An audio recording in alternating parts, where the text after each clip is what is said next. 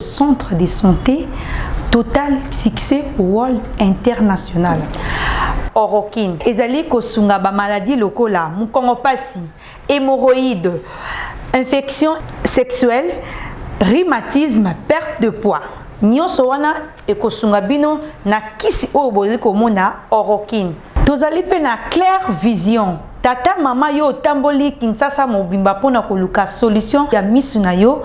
Claire Vision yango eye na centre de santé Total Succès World International. Awa kobukana te. Okozolo biko ya solo na Claire Vision. Tozali pe na Vital Force. Papa, mama, solution na bino yango. Vital Force. Ezali kosunga papa pe mama. Ba maladie lokola, cancer de prostate. Ezali pe komata volume ya spermatozoïde. Yo papa spermatozoïde et koma ya pasi. Grâce ya Vital Force. Nde okozonga bo pikiliki na nzoto.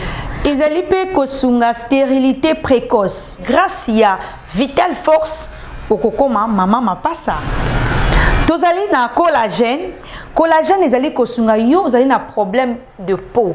Posona yo ekoma lokola ya mbambi kankala ekoma lokola ya ngubu. Grâce ya collagène nde ekozongisa yo lokola mwana 12 ans. Ozali na mikuwa pasi collagène nde okozwa solution.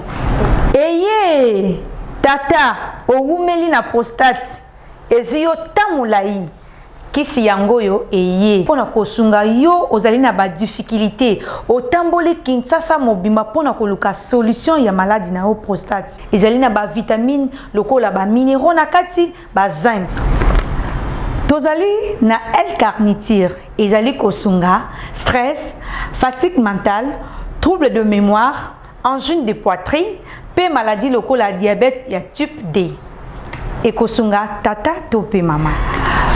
Tozali na Propolix. Ezali ko stabiliser rapidement to ya glycémie. Diabète. Ezoko stabiliser sous tension artérielle. Papa ozali na problème ya diabète. Propolix ezali wana pona kosunga yo ko stabiliser to ya glycémie. Ndeko mwasi ndeko mobali olingi ozoba kisi nyonso oyo touti kolakisa bino na 7e rue limité résidentielle na avenue Jupiter 73/84 na sima ya morgue ya Bondeko. Esika wapi centre de santé Total Succès World ezwami.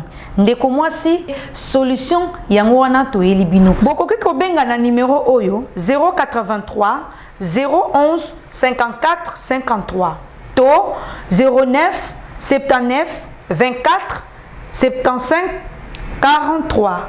Boyei malamu na bino bason.